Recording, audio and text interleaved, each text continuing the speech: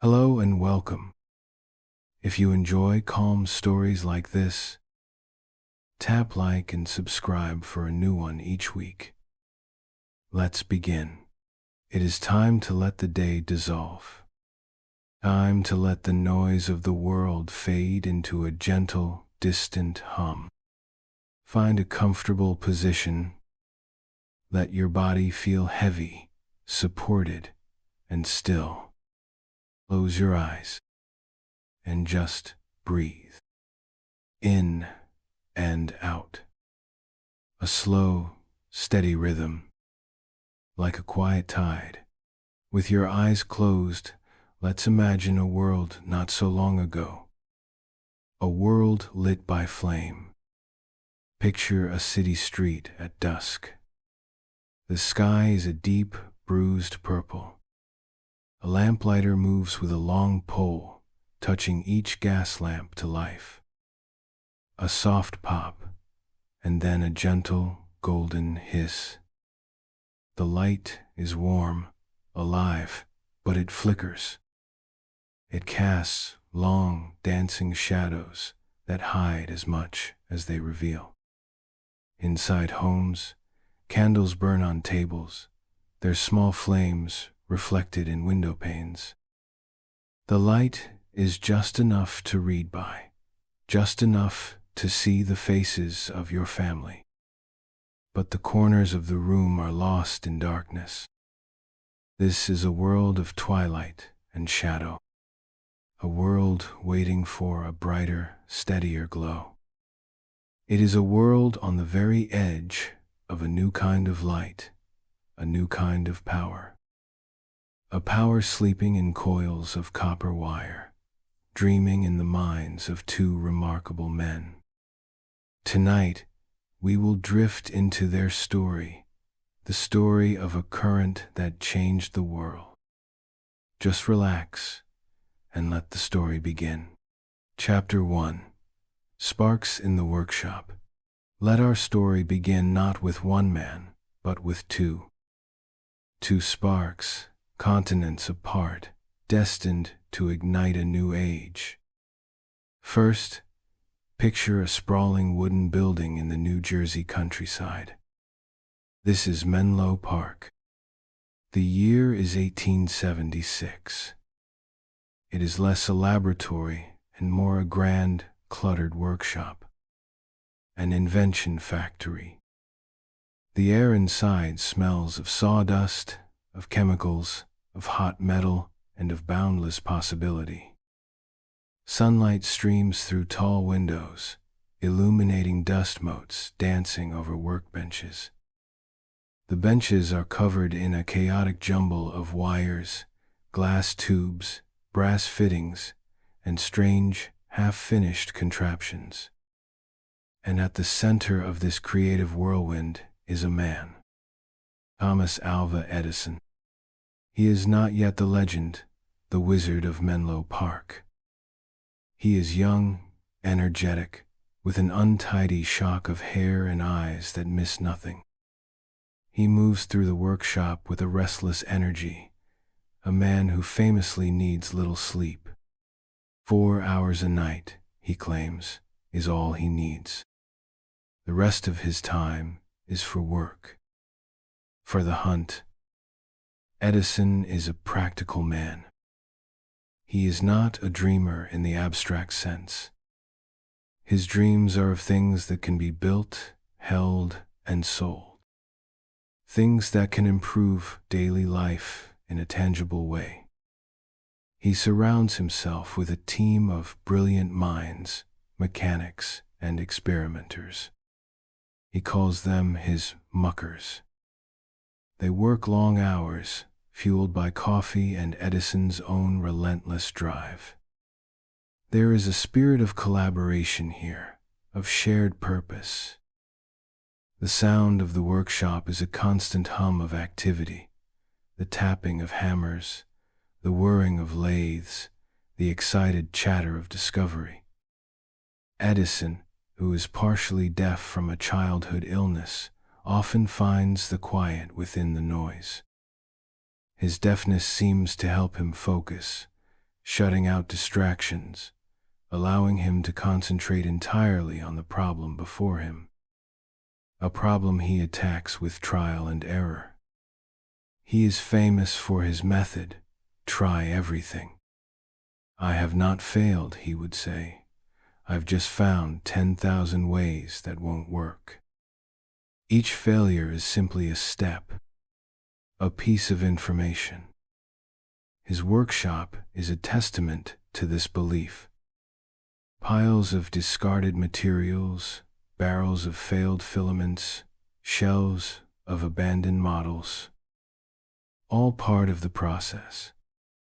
Here in the gentle hills of New Jersey, Edison is building a new way to invent systematically, tirelessly, and with an eye always on the market. He is a force of nature, a whirlwind of practical creation. Now, let that image dissolve. Let the sounds of the workshop fade. Travel across the vast ocean, across Europe, to a small village called Smiljan, in what is now Croatia. The year is 1861. It is a very different world. A world of deep forests, rugged mountains, and powerful, dramatic thunderstorms. There are no bustling workshops here. Only the quiet of the countryside, the chime of a church bell, the whisper of the wind through the trees. Here lives a young boy, Nikola Tesla. He is a child of 5. He is tall for his age, thin, with dark, intense eyes that seem to see things others do not.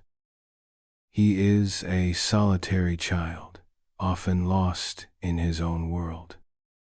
Unlike Edison's world of tangible things, Tesla's world is one of the unseen, of forces, fields, and flashes of light. He is deeply connected to the natural world around him. He understands its rhythms, its power. One day, a storm rolls in over the mountains. The sky turns a dark, bruised gray. The air becomes heavy, electric. Young Nikola watches, not with fear, but with a profound and mesmerizing fascination. Then, a bolt of lightning tears the sky in two. A blinding flash, followed by a deafening crack of thunder that shakes the very ground. In that brilliant, terrifying moment, the boy sees something profound. He sees nature's raw, untamed electricity, and it awakens something deep within him. It is a power he feels an innate connection to, a mystery he feels destined to understand. His mind works differently from other children's. When he thinks of an invention, he does not need to build it. He can see it fully formed in his mind. He can construct it, test it, and even run it, all within his imagination. The images are so vivid, so real, that they sometimes blur the line between thought and reality. He sees flashes of light, visions of geometric shapes, all triggered by a word or an idea. His mother, Duca Mandic, is a brilliant woman in her own right. Though she cannot read, she invents household and farm appliances, like mechanical egg beaters. She has a remarkable memory and encourages her son's curious, inventive mind. She understands that his way of seeing the world is a gift. One cold, dry day, the young Tesla is stroking his cat, Macaque. As his hand moves along the cat's back, he sees something incredible. A shower of tiny, crackling sparks. A miniature lightning storm under his fingertips.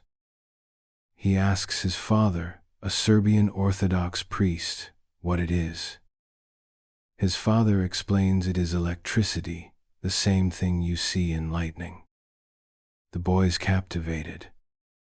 Is nature a vast, cosmic cat? Can this power be understood? Can it be tamed? So we have two boys. One in a New Jersey workshop, surrounded by tools and muckers, trying 10,000 ways to make a single thing work. A master of the material world. And the other, in a quiet European village, seeing entire machines run perfectly in the theater of his mind, fascinated by the invisible power in a lightning bolt and the fur of a cat. A master of the unseen. Two different minds, two different worlds, both drawn to the same mysterious force. And so, the seeds of a new age were planted in the quiet soil of two very different childhoods. Chapter 2. The Glow of Invention. Let the image of the two boys fade, and let time drift forward. The sparks of childhood curiosity are about to burst into flame. Return to America. To Edison. The 1870s are drawing to a close. Menlo Park is a hive of creation, and Edison is at the peak of his inventive powers. He has already revolutionized the telegraph, inventing a system called the quadruplex, which allows 4 messages to be sent over a single wire at the same time. 2 in each direction. Think of it. Before, there was one path for information. Edison found a way to make it a bustling 4-lane highway.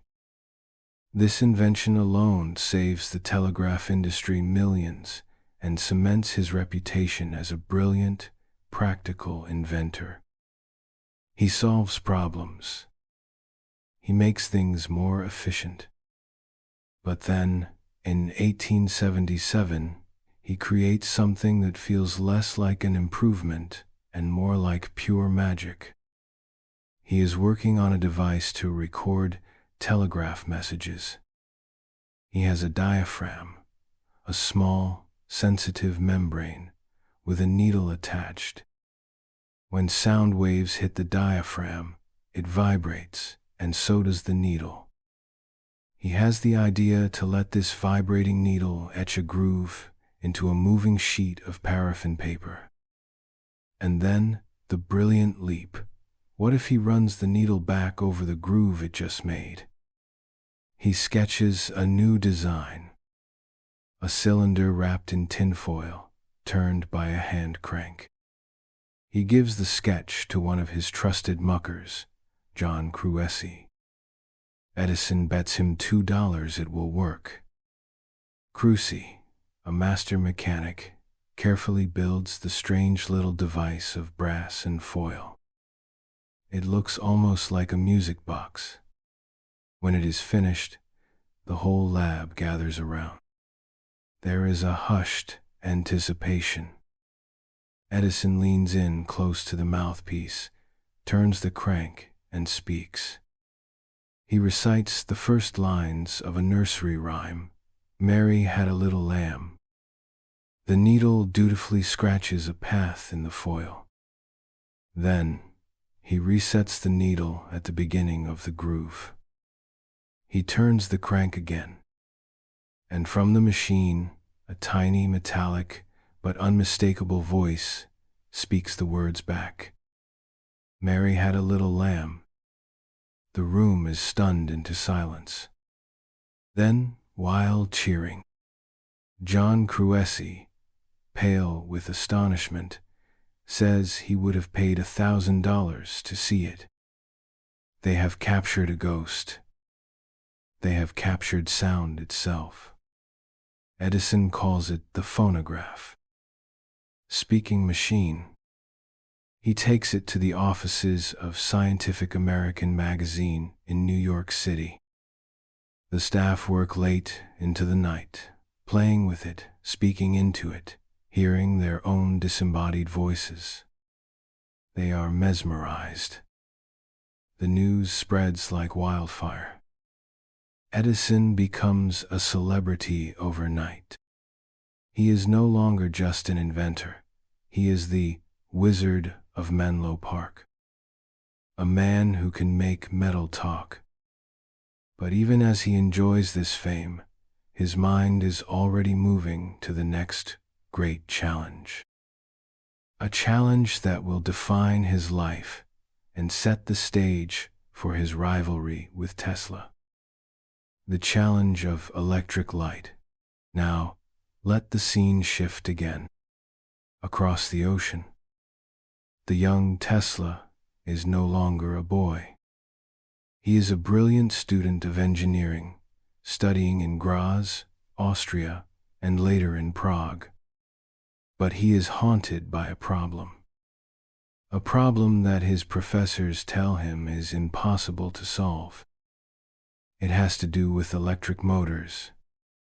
At the time, all electric motors run on what is called direct current, or DC, a steady flow of electricity in one direction. To make the motor spin, it needs a component called a commutator, a set of sparking, grinding brushes that reverse the current's direction inside the motor. Tesla watches a demonstration of one of these DC motors in class. He sees the blue sparks flying from the commutator. He feels the inefficiency, the waste. It offends his sense of elegance and perfection. He declares to his professor that there must be a way to build a motor without this clumsy, sparking commutator. The professor devotes an entire lecture to explaining why this is impossible, comparing it to building a perpetual motion machine.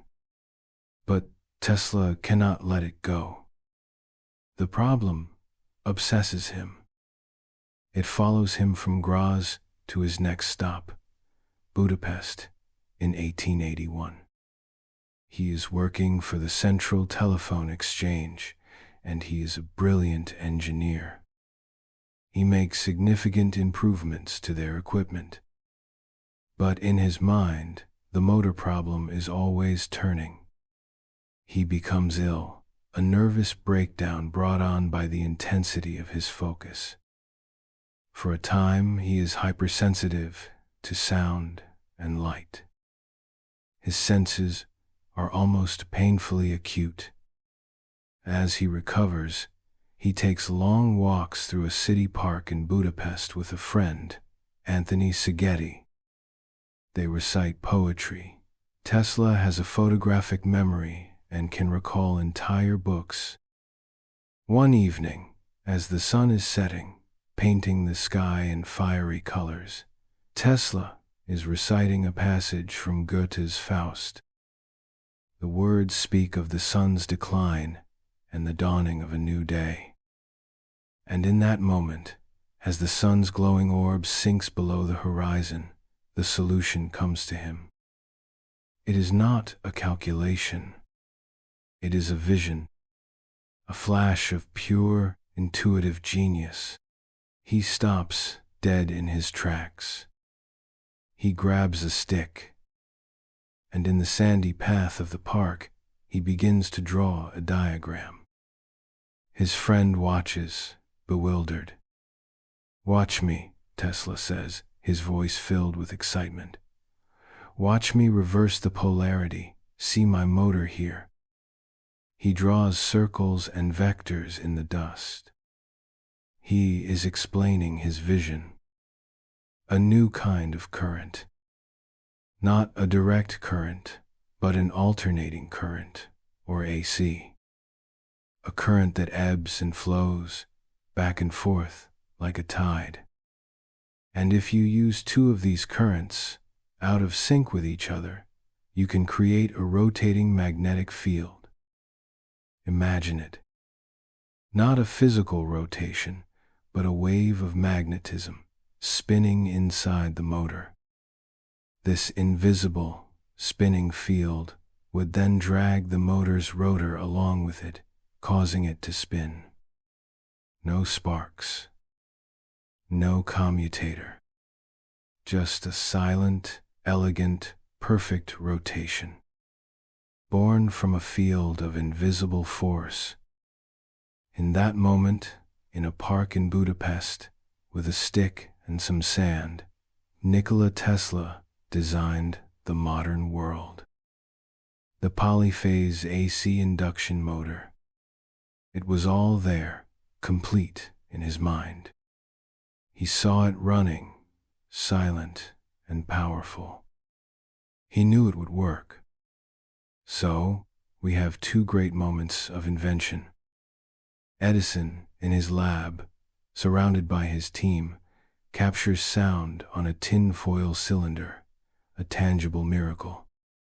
And Tesla, in a park, inspired by a sunset and a poem, captures a vision of a spinning magnetic field, an intangible, revolutionary idea. Edison has the phonograph. Tesla has the AC motor. Both are brilliant. Both are about to be drawn to the same place, the same industry. The great new frontier of electric light. And so, two visions of electricity drifted together into the quiet of the 19th century. Chapter 3: Collision in New York. Imagine the energy of New York City in 1884. It is a city of sharp contrasts.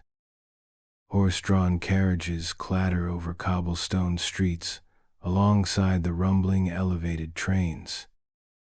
Gas lamps still hiss on many corners, but in a small, 1-square-mile district of downtown Manhattan, a new kind of light is glowing. Thomas Edison's incandescent bulbs. They burn with a steady, magical light, powered by his Pearl Street station, the world's first central power plant. It is a marvel, a demonstration of a future made of copper wire and glowing filaments. But it is a future powered by direct current, DC. And that has limitations. Into this bustling, chaotic, and electrifying city, a ship from Europe arrives. On its deck stands Nikola Tesla. He is 28 years old. He is tall, impeccably dressed despite his meager funds. In his pocket, he has 4 cents, a few of his own poems, calculations for a flying machine, and something far more valuable, a letter of introduction. He has just come from Paris, where he was working for the Continental Edison Company. There, he had impressed his superiors immensely, fixing problems with their DC dynamos that no one else could solve. One of those superiors was a man named Charles Batchelor, a close associate of Edison himself. The letter in Tesla's pocket is from Batchelor, addressed to the great Thomas Edison. It contains a now famous line: "My dear Edison, I have known 2 great men, and you are one of them. The other is this young man." Tesla walks through the streets of New York, a city crackling with the very energy he hopes to revolutionize. He makes his way to Edison's workshop. It is no longer the idyllic Menlo Park. Edison has moved his operations to the city. The Edison Machine Works is a grimy, noisy factory on Girk Street, a world away from the poetic sunset in the Budapest Park. Tesla presents his letter. Edison, the pragmatic, hands-on inventor, looks at this tall, formal European. He is skeptical of Tesla's refined, theoretical approach. Tesla begins to excitedly describe his vision for alternating current, for his revolutionary motor. Edison is unimpressed. He has built his entire system on direct current. To him, AC is dangerous, impractical, a dead end. He sees Tesla as just another university-educated theorist with ideas that are commercially useless. He tells Tesla he doesn't have time for his beautiful ideals. But Bachelor's recommendation carries weight. And Edison has a problem.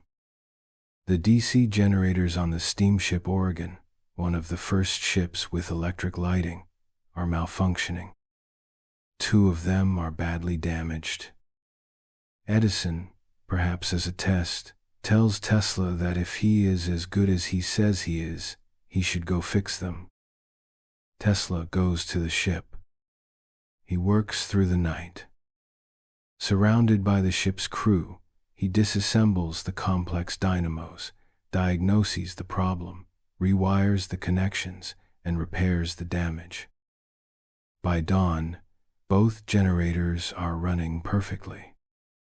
As Tesla is walking back from the ship, exhausted, he runs into Edison and a few of his men who are just starting their day.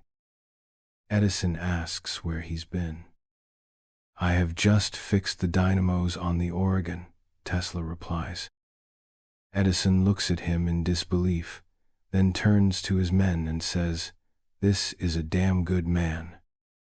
Tesla is hired. He is put to work at the Edison Machine Works, toiling 18 hours a day, 7 days a week. His brilliance is undeniable. He redesigns 24 different types of standard DC dynamos for Edison.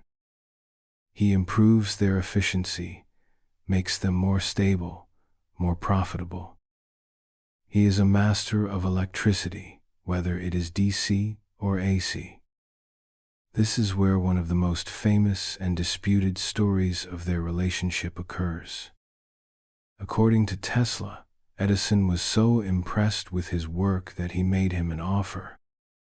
If Tesla could complete the difficult task of redesigning the company's DC generators, making them significantly more efficient and economical, Edison would pay him $50,000. $50,000 in 1885 was an immense fortune. It was more than enough to fund his own laboratory, to bring his AC dreams to life. Motivated by this promise, Tesla throws himself into the work. For months, he labors, sleeping only a few hours a night. He fills notebooks with calculations and diagrams. He doesn't just improve the dynamos, he fundamentally reimagines them. He succeeds brilliantly. The new designs are a triumph, saving the company a great deal of money. He goes to Edison to claim his reward.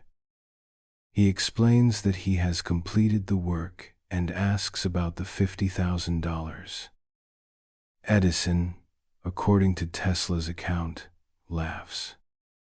"Tesla," he says, "you don't understand our American humor." He tells him the offer was a joke, a figure of speech. Edison's supporters would later claim that such an offer was out of character for the company and that Tesla must have misunderstood. But for Tesla, it was a profound betrayal. It wasn't just about the money. It was a matter of honor, of respect. Edison does offer him a raise of $10 a week, from $18 to $28, for work that has saved the company thousands. Tesla refuses. He quits on the spot. He had worked for Edison for less than a year. But in that short time, the fundamental differences between the two men had become crystal clear. Edison was the pragmatist, the master of the material world. He built what worked, what sold, what he could see and touch. His system was DC, it was established, it was profitable. He saw no reason to change. He saw Tesla's AC as a threat to his empire. Tesla was the visionary, the master of the unseen field. He sought the most elegant, the most powerful, the most perfect solution, regardless of the commercial difficulties. He saw DC as a clumsy, inefficient stepping stone to a much grander future powered by alternating current. What is rivalry, if not a mirror across time? In the grimy Edison workshop, these two men saw each other, and they saw a future they could not share. The brief, fraught collaboration was over. The collision in New York had happened, and from the wreckage, a great war was about to begin. And so, two brilliant paths, having briefly merged, diverged onto a course of open conflict. Chapter 4. The War of Currents begins. Imagine the quiet desperation of the winter of 1886. Nikola Tesla, the man who could build power plants in his mind, is now digging ditches in the cold streets of New York. After leaving Edison, his first attempt to start his own company had failed. His backers were interested only in arc lighting for streets, not in his revolutionary new motors and systems for alternating current. They pushed him out, leaving him with nothing but a few worthless stock certificates. So he takes what work he can find. For $2 a day, he joins a crew of laborers. He later calls this period one of terrible headaches and bitter tears. The foreman of his work crew, however, notices that this is no ordinary ditch digger. He sees Tesla's intelligence and introduces him to a man named Alfred S. Brown, an executive at Western Union. This meeting changes everything. Brown is intrigued by Tesla's ideas for alternating current. He, along with a lawyer named Charles F. Peck, agrees to put up the money. In April of 1887, the Tesla Electric Company is born. They give Tesla a small laboratory just a few blocks from Edison's own offices in Manhattan. Finally, after years of dreaming, Tesla has his own space, his own tools, his own chance to bring the visions in his head to life. In this little lab, he works with a furious, joyful energy. He builds his polyphase AC induction motors. They are just as he imagined them in the park in Budapest.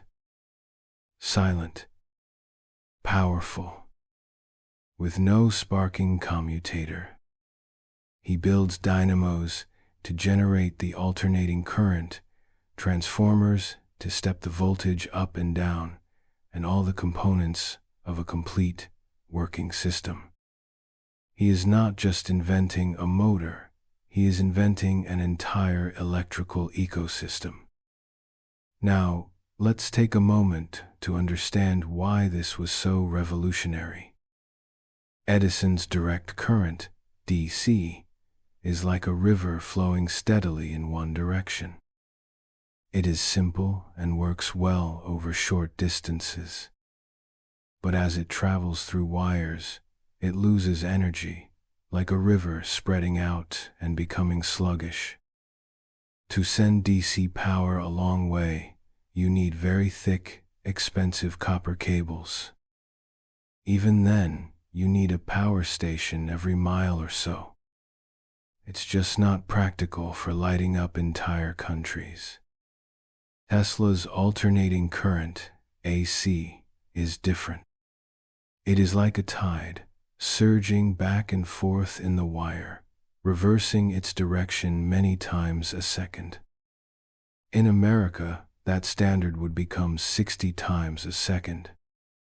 60-cycle current. The genius of AC is that its voltage can be easily changed using a device called a transformer. You can generate power at a low voltage, use a transformer to step it up to a very high voltage to be sent hundreds of miles with very little energy loss through thin wires, and then use another transformer at the destination to step it down to a safe, usable voltage for homes and factories. It is an elegant, efficient, and scalable solution. It is the key to electrifying the world, and one man sees this with perfect clarity. George Westinghouse. Westinghouse is a giant of industry, a wealthy inventor who had made his fortune with the patent for the air brake for trains. He is already a rival of Edison's. He has his own electrical company and has been experimenting with AC systems from Europe, but they are inefficient. Then he hears about Tesla's motor, an AC motor that actually works, and works beautifully. In 1888, Westinghouse travels to Tesla's lab. Tesla puts on a show. In a famous demonstration, he shows Westinghouse an egg made of copper. He places it on a platform. With no wires attached, nothing touching it, the copper egg begins to spin. Faster and faster, until it stands on its end, a blur of motion. It is spinning in the invisible rotating magnetic field created by his AC system. The egg of Columbus. It is a piece of theater, a piece of magic, but it proves his point perfectly. Westinghouse is convinced. He understands the immense potential. He makes Tesla an offer. For the patents to his polyphase AC system, the motors, the generators, the transformers, offers $60,000 in cash and stock and a royalty. A royalty of $2.50 for every horsepower of electricity his system produces. It is a staggering amount of money, a deal that could make Tesla one of the richest men in the world. Tesla agrees. He moves to Pittsburgh to work alongside Westinghouse's engineers to help them commercialize his system. The battle lines are now drawn. On one side, Edison, General Electric, the company formed from the merger of his own company and others, and the vast, established empire of direct current. On the other side, Tesla, Westinghouse, and the revolutionary potential of alternating current. The war of currents begins, and it will be fought not just in laboratories and boardrooms, but in the court of public opinion. Edison, seeing his DC empire threatened, launches a vicious smear campaign. He is determined to convince the public that AC is deadly, a menace. He publishes pamphlets with titles like "A Warning." His associates, particularly a man named Harold P. Brown, begin conducting public demonstrations. They take stray dogs and cats, even horses, onto a stage. They place metal plates under their feet, and then they electrocute them, first with low-voltage DC, which does nothing, and then with high-voltage AC, which kills them instantly. They are trying to brand AC with the stigma of death. This campaign reaches its grim pinnacle with the invention of the electric chair. Harold Brown, secretly funded and encouraged by Edison's camp, works with New York State to develop execution by electricity as a humane alternative to hanging. And the current they choose, of course, is alternating current. Westinghouse refuses to sell them an AC generator for this purpose. so Brown and Edison's team acquire one secretly through a third party. The press coins a new, horrifying term for this method of execution: to be Westinghoused. It is a dark, brutal chapter in the history of innovation. A battle of ideas has descended into a battle of fear. Edison, the man who wanted to put a light in every home, is now using electricity to publicly kill animals and secretly develop a method of execution, all to discredit his rival. 0.S. Tesla is horrified by this use of his beautiful currents.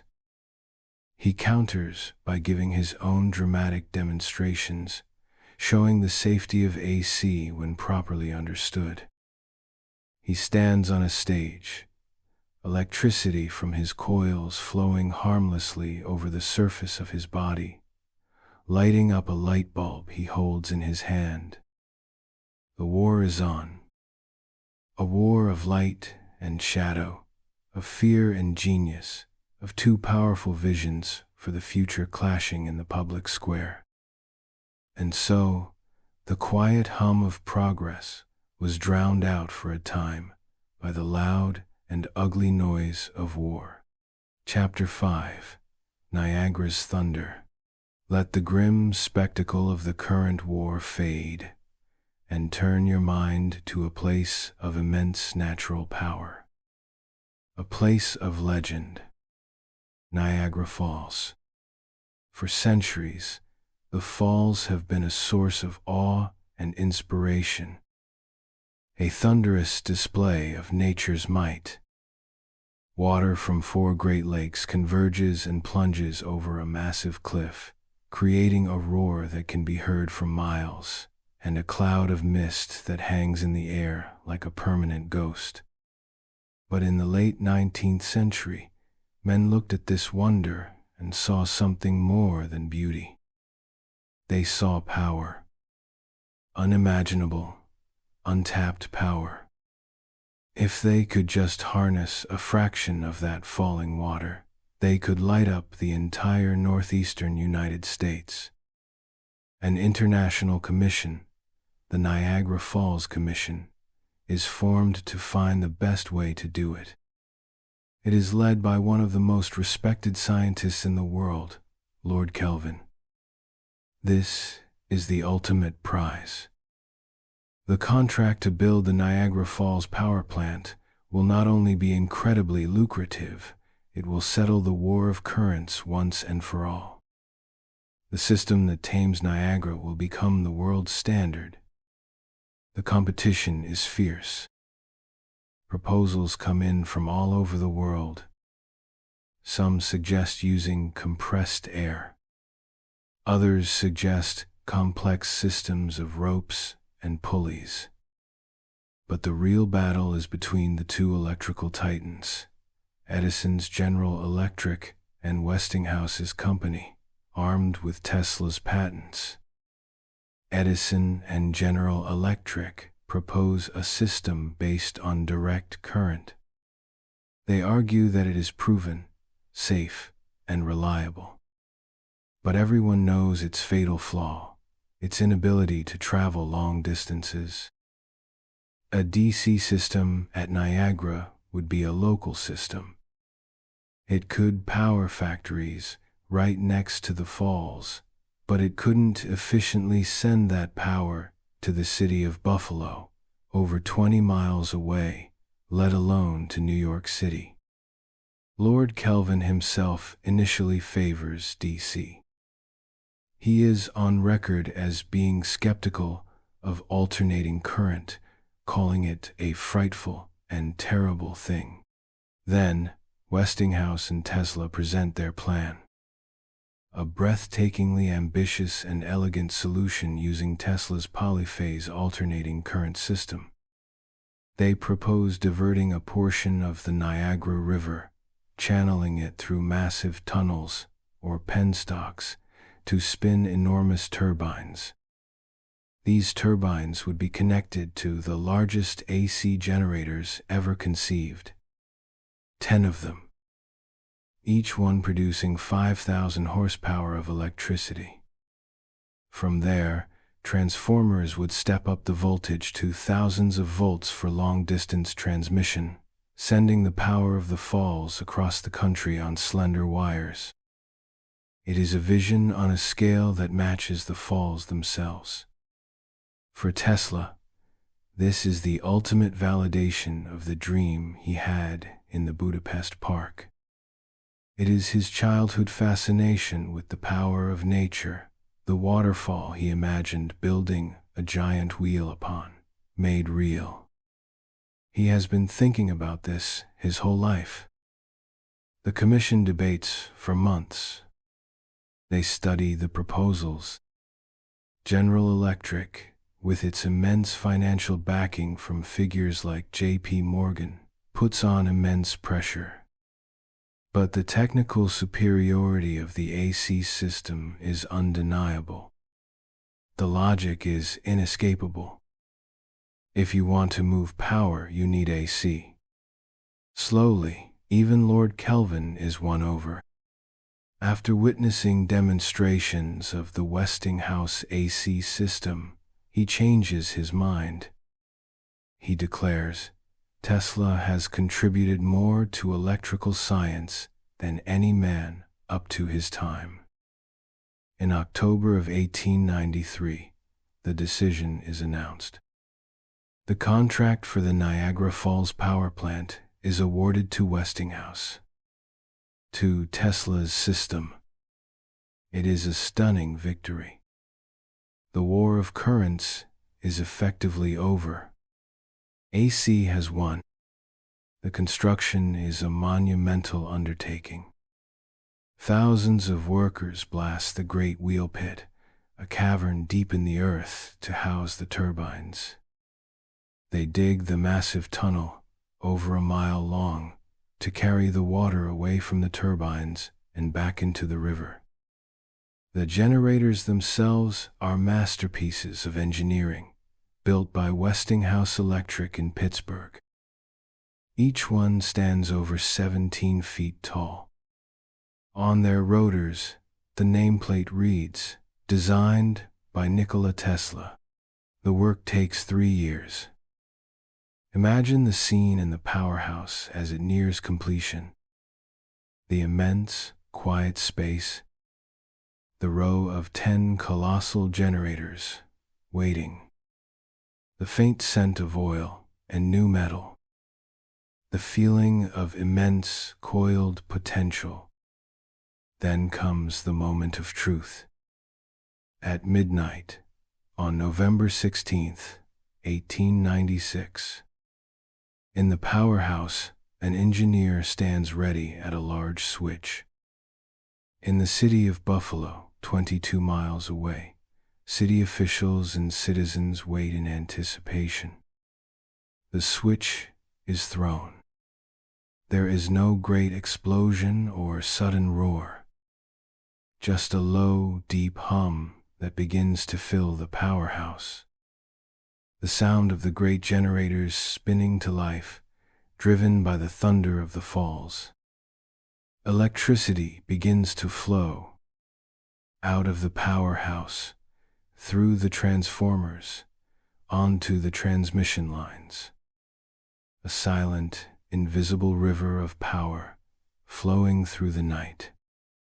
In Buffalo, streetlights flicker on. The electric streetcars begin to move. Light glows in the windows of homes. A new era has begun.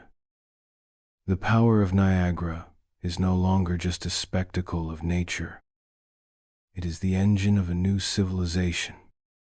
It is the triumph of a vision born in a flash of light in a young boy's mind, refined in a diagram drawn in the sand, and vindicated by the greatest waterfall on the continent.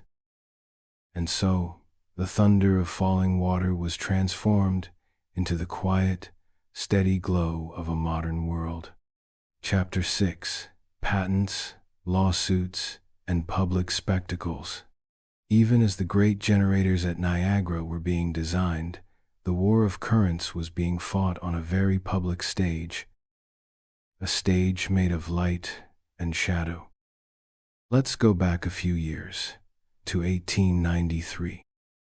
Before the switch was thrown at Niagara, the city of Chicago is hosting a magnificent event, the World's Columbian Exposition, a World's Fair to celebrate the 400th anniversary of Columbus's arrival in the New World.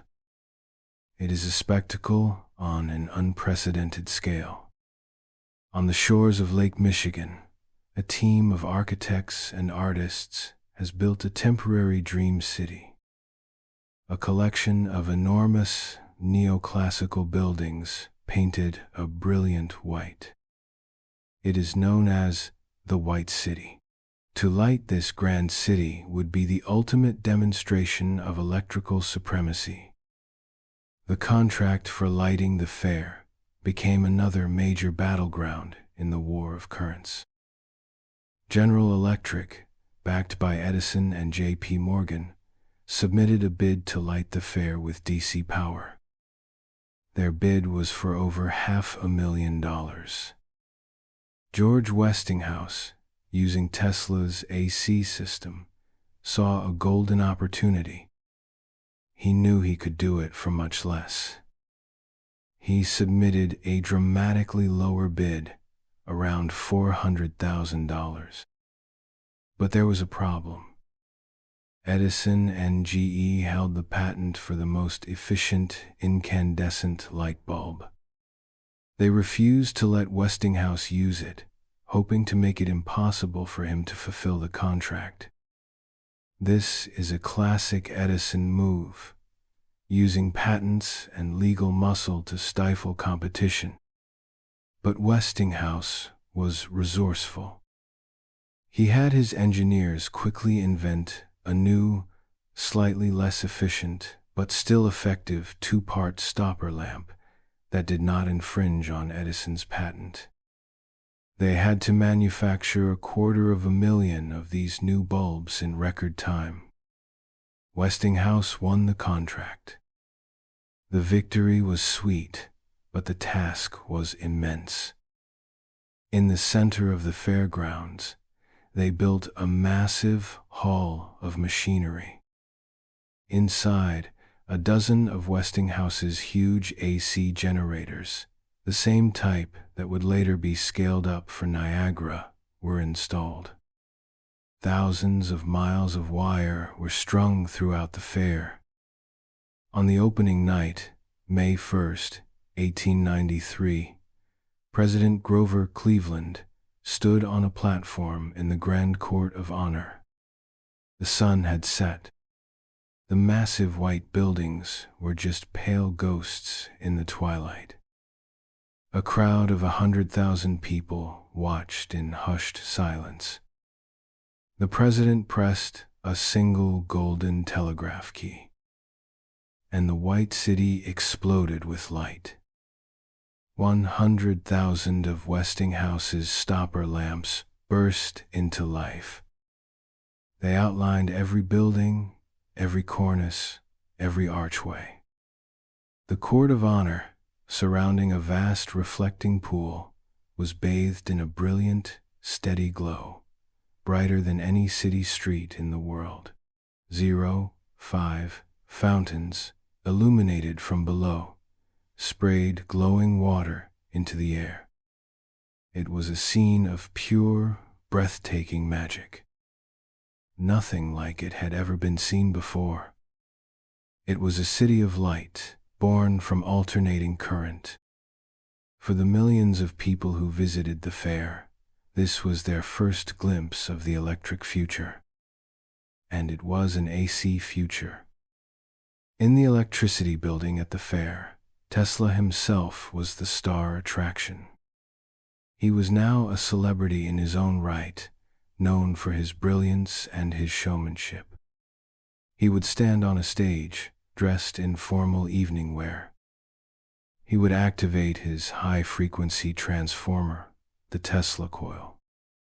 1,000,000 volts of electricity would crackle and spark around him. He would hold up a gas-filled tube with no wires attached, and it would glow brightly in his hand, powered by the energy field in the room. He seemed to be a magician, commanding the very forces of lightning. The crowds were mesmerized. He was showing them that this supposedly dangerous current could be tamed, could be made safe, could even be beautiful. The Chicago World's Fair was a massive public relations triumph for Tesla and Westinghouse. It overshadowed all of Edison's scare tactics. It showed the world that AC was not a monster, but a servant, a source of wonder and progress. But behind the scenes, the financial strain on Westinghouse was immense. The battle with GE had been costly, and the royalty agreement he had with Tesla, the $2.50 per horsepower, was becoming a potential liability. As AC became more successful, that royalty could bankrupt the company. The company's bankers, seeing this, pressured Westinghouse to get out of the deal. In a moment that would haunt Tesla for the rest of his life, Westinghouse went to him and explained the situation. He told him that the company was in trouble and that the bankers would not support their future projects, including Niagara, if the royalty agreement remained in place. He appealed to Tesla's sense of gratitude, to their shared dream. Tesla, in a grand gesture of friendship and belief in the future of AC, took the contract. The piece of paper that promised him millions, perhaps billions, in future royalties. And he tore it up. He released Westinghouse from the agreement. He believed his friend. He believed that with the company secure, they could go on to achieve even greater things. He walked away from a fortune beyond imagining for the sake of the technology he had created. It was a noble, idealistic act. It was also a catastrophic financial decision. So, even in victory, there were losses. The public spectacle of the fair had secured the future of AC. But the private spectacle of a torn contract had compromised the future of its creator. The press celebrated the dawning age of light, but the complexities of patents, lawsuits, and finances cast long, quiet shadows. And so, the bright glare of the public stage hid the quiet, personal sacrifices made in its wings. Chapter 7: Radio Waves and Royalties Unpaid.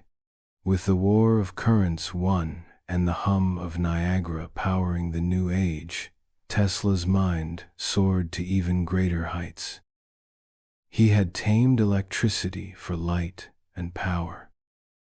Now he wanted to set it free. He wanted to send it through the air. Let the image of the glowing Chicago fairgrounds dissolve into the quiet of a laboratory. A space filled with strange and beautiful glass tubes, massive coils of copper wire, and the sharp, clean scent of ozone. This is Tesla's world in the late 1890s. He is experimenting with high-frequency, high-voltage electricity. He is exploring a new frontier.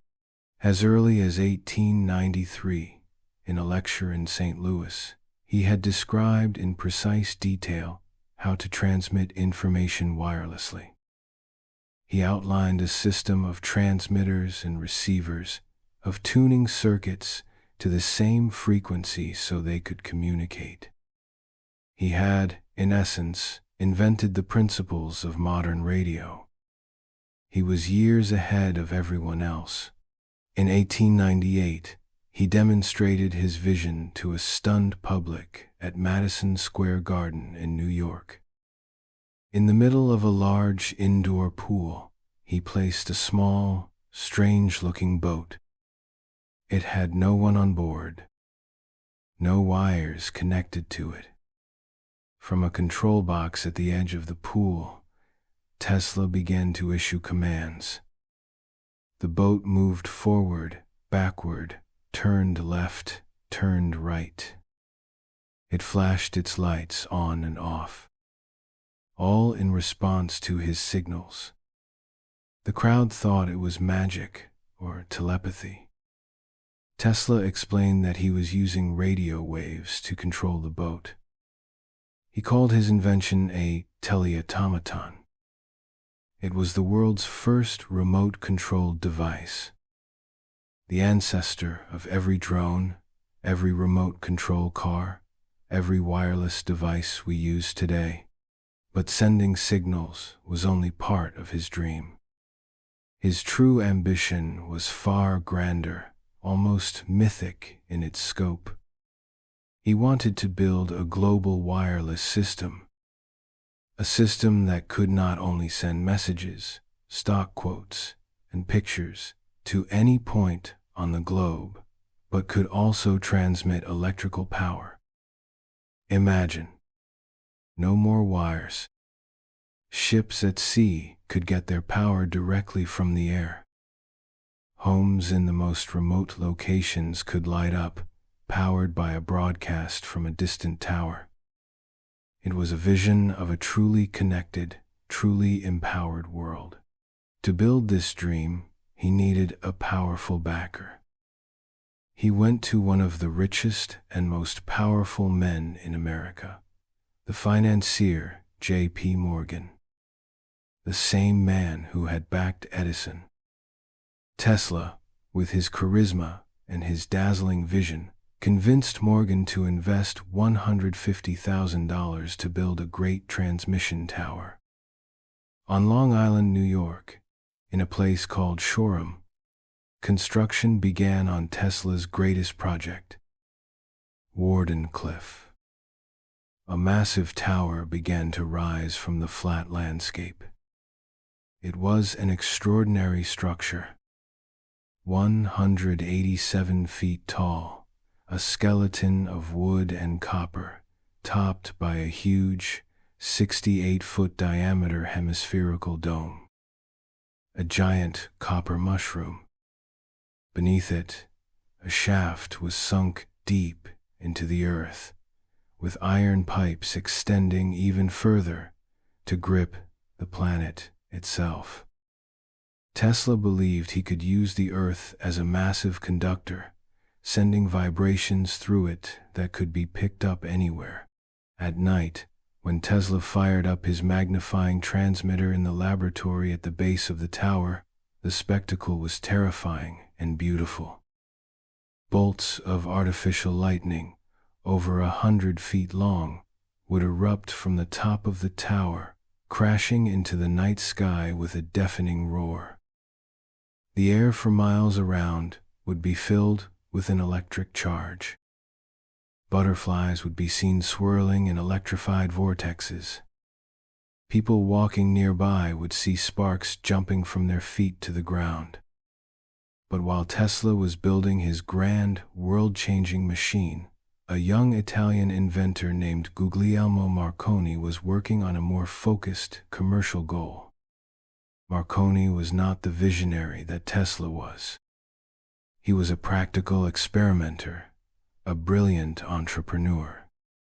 He used many of Tesla's patented ideas, like the tuned circuit of the Tesla coil, to develop a practical system for wireless telegraphy, sending dots and dashes through the air. In December of 1901, while Wardenclyffe was still under construction, Marconi announced a historic achievement. He had successfully received a wireless signal, the 3 dots of the letter S in Morse code, from Cornwall, England, to a receiving station in Newfoundland, Canada. He had sent a message across the Atlantic Ocean. The world was electrified. Marconi was hailed as the inventor of radio. The newspapers were full of his triumph.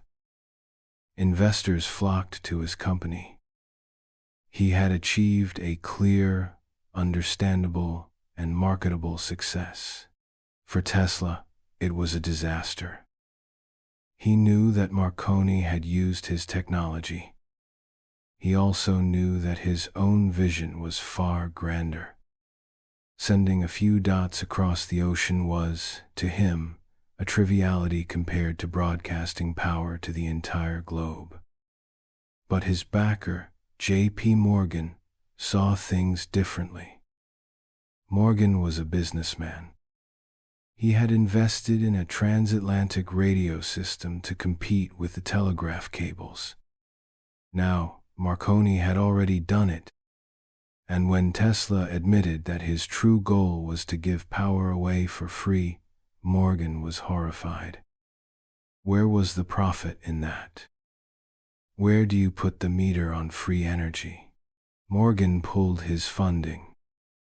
Tesla pleaded for more money to complete his work, but his credibility was shattered. The great Wardenclyffe Tower, his magnificent dream, stood unfinished. A silent, skeletal monument to a future that might have been.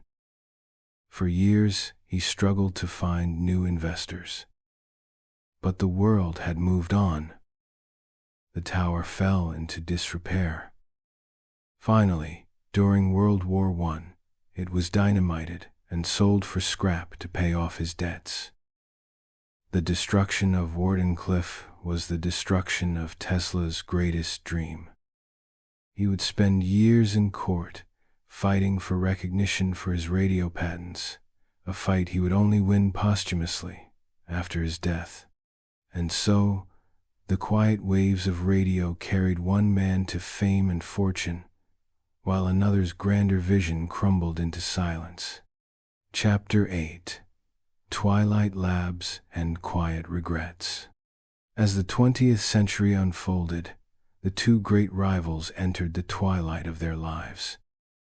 Their paths, once so violently crossed, now diverged into very different kinds of quiet. First, let's picture Thomas Edison in his later years. He is no longer the frantic, restless inventor of Menlo Park. He is the grand old man of American invention, a national treasure. He works from a new vast research and development laboratory in West Orange, New Jersey. It is a campus of brick buildings, 10 times the size of Menlo Park. It is more organized, more corporate. Edison is the revered leader, but the work is done by teams of scientists and engineers. His focus has shifted. The electrical wars are over. He now works on an incredible variety of projects.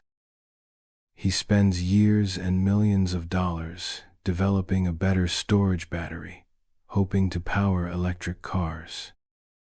He develops a process for mining low-grade iron ore, a venture that ultimately fails but showcases his relentless drive. He works on developing cement, building entire concrete houses. He refines his phonograph, moving from foil to wax cylinders, creating a music industry.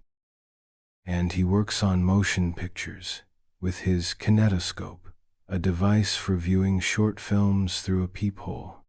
0S. He is still a titan of tangible things, of products that can be sold and enjoyed by millions.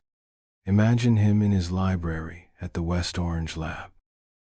It is a beautiful, 3-story room filled with thousands of books. He has a cot in the corner where he still takes his famous cat naps. He is surrounded by success, by wealth, by the physical evidence of his vast inventive empire. He is a family man, though often a distant one. His fame is global. On his 75th birthday, he is celebrated as the greatest living American. In his final years, at the request of his friend Henry Ford, he even works on finding a domestic source of rubber, experimenting with thousands of plants, finally settling on a variety of goldenrod. Tireless to the end. When he dies in 1931, at the age of 84, the country mourns. It is proposed that all of America's power be shut off for 1 minute in his honor. But this is deemed impossible. The nation's electrical grid, the very system he fought against, is now too complex, too essential to be turned off. A quiet irony. His legacy is secure, not just in the light bulb, but in the very idea of the modern industrial research lab, the relentless pursuit of marketable innovation. He lived a life of tangible, celebrated success. Now, let that image of the grand library fade. And picture a small room on the 33rd floor of the Hotel New Yorker. Room 3327. This is where Nikola Tesla lives out his final decades. It is a world of solitude and shadows. After the failure of Wardenclyffe, Tesla's life becomes one of increasing isolation. He has no great laboratory, no team of muckers, only his mind, which is as brilliant and active as ever. He moves from hotel to hotel, from the Waldorf Astoria to the St. Regis, and finally to the New Yorker, often leaving behind unpaid bills. His obsessive-compulsive behaviors, present since childhood, become more pronounced. He is obsessed with the number 3. He must walk around a block 3 times before entering a building. He uses 18 napkins at dinner. He is terrified of germs and avoids shaking hands. His connection to the world is now mostly through 2 things: his annual birthday press conference and his pigeons. Every year, on his birthday, he invites the press to his hotel room. He serves them a fine lunch and then announces his latest, often fantastical, inventions. A death ray, or teleforce, capable of destroying 10,000 airplanes from 250 miles away. A machine to harness cosmic rays. A method for interplanetary communication. The press reports these claims, half skeptical, half awestruck by the still powerful mind of the old genius. It is unclear which of these inventions are real and which are just magnificent theories trapped within his mind. His truest companions are the pigeons of New York City. He walks to Bryant Park every day to feed them.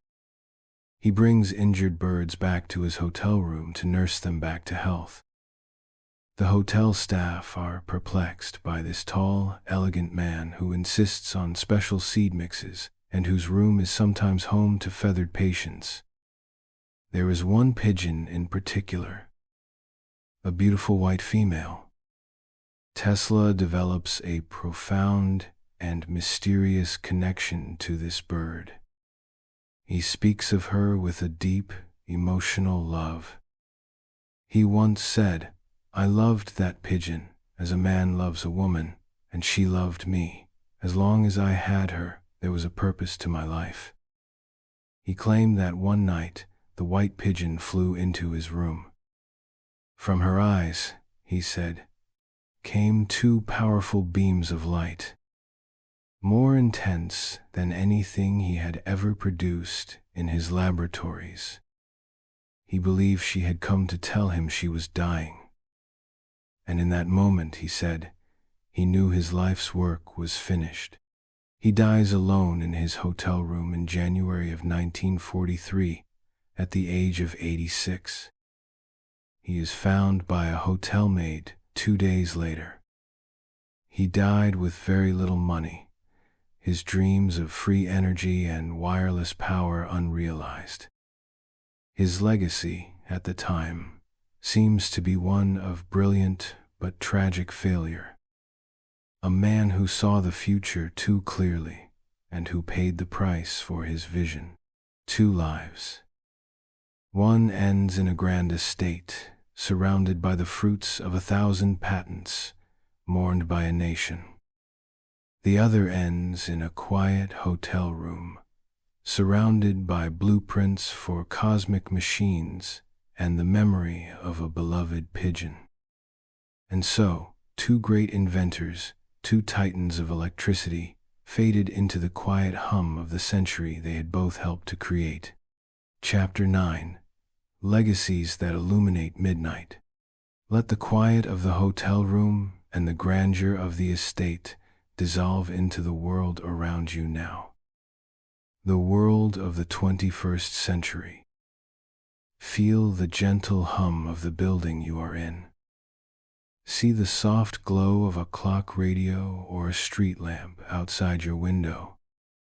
In this modern midnight, the legacies of both Edison and Tesla are alive and intertwined. They are all around us. Every time you plug a lamp into a wall socket, you are touching the end of a long, invisible river of power that began at Niagara Falls. You are closing a circuit in Nikola Tesla's world. The entire electrical grid that powers our civilization, the massive generators, the long-distance transmission lines, the transformers that step the power down for our home is built upon the foundation of his polyphase alternating current system. It is, perhaps, the most significant and yet most overlooked infrastructure of modern life. The silent, efficient, elegant system that he championed against all odds. The motor in your refrigerator, your washing machine, your fanet is a direct descendant of that sparkless, brushless AC induction motor he first dreamed of in Budapest. His legacy is in the very pulse of our world. The steady, reliable 60-cycle hum. And what of Edison? His legacy is just as profound, but in a different way. While Tesla gave us the grand system, Edison gave us the things that plug into it.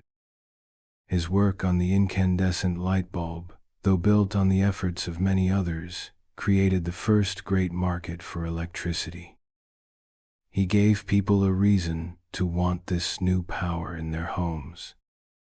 His phonograph gave birth to the entire recording industry. His kinetoscope was a critical step toward the creation of cinema. But his greatest invention may have been the method itself. The idea of the Industrial Research Laboratory, the invention factory at Menlo Park, became the blueprint for modern research and development. The concept of innovation as a systematic, team-based, commercially focused process is Edison's most enduring gift. He created a culture of invention that has shaped companies from General Electric to Apple.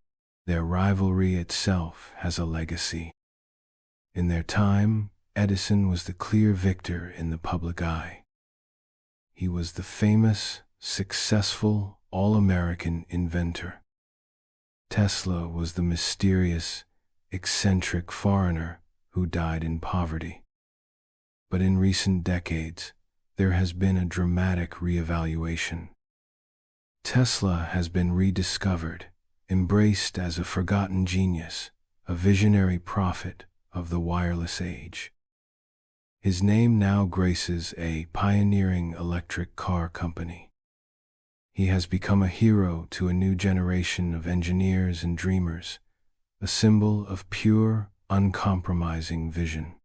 The story of their conflict has become a modern myth. Edison, the pragmatist, versus Tesla, the idealist. The businessman versus the scientist. The man who built the world we have versus the man who dreamed of the worlds we might yet build. Of course, the truth is more complex. Both were brilliant. Both were flawed. Both were driven by an obsessive need to create. And what of Tesla's wildest dreams? The ones that failed in his lifetime? Look around you. When you charge your phone on a wireless charging pad, you are using the principle of induction that he demonstrated over a century ago. When you use Wi-Fi or Bluetooth or your remote control, you are using the descendants of his teleautomaton and his experiments in radio waves. The dream of broadcasting power wirelessly, which seemed so insane after Wardenclyffe fell, is now an active area of research for powering drones and remote sensors. His most futuristic visions are slowly, quietly, becoming our reality. What is rivalry, if not a mirror across time? It forced both men to be sharper, bolder, more determined. Their clash of ideas, of currents, of philosophies, created a fire that forged the modern age. One gave us the network, the other gave us the light to plug into it. One gave us the current, the other gave us the reason to use it. Their two legacies are not separate. They are two halves of the same circuit, and so their stories do not end in their respective graves, but continue to echo in every glowing filament and every silent wave that fills our night. Good night outro. And now, the story is told. The currents of their lives have flowed into the great ocean of the past. Let the images of their workshops, their towers, and their rivalries gently dissolve. Bring your awareness back to the quiet of your room, to the gentle weight of your blanket, to the softness of your pillow. Think for a moment of the world outside your window. The streetlights cast a steady, golden glow, a gift from Tesla's AC and Edison's bulb, working in harmony. In the distance, a silent river of data flows through the air, carrying messages and dreams, a faint echo of Wardenclyffe's grand ambition. The quiet hum of your home is the sound of their victory, the sound of harnessed lightning, tamed and domesticated for our comfort. The two great rivals, in the end, are not at war. They are partners in the illumination of your peaceful night. Let their story become a part of your own drift into sleep. Perhaps you will dream of a city of white, glowing like a pearl, or of a great waterfall, its thunder turning into a silent, powerful hum. Perhaps you will see a copper egg spinning on its own, or feel the harmless crackle of electricity over your skin. These are the dreams of invention, of vision, of the endless human quest to understand the universe. Let the details fade. Let the names and the dates and the patents all drift away like mist. All that is left is the feeling of a world made brighter, a world made more connected. Let that feeling of quiet progress soothe you. Every breath you take is a steady rhythm, like a perfect current, in and out. The thoughts of the day are dimming, like gas lamps being extinguished one by one. And in their place, a calm, steady glow of peace begins to spread through your mind. The great work of the world is done for today. The great minds of the past are at rest.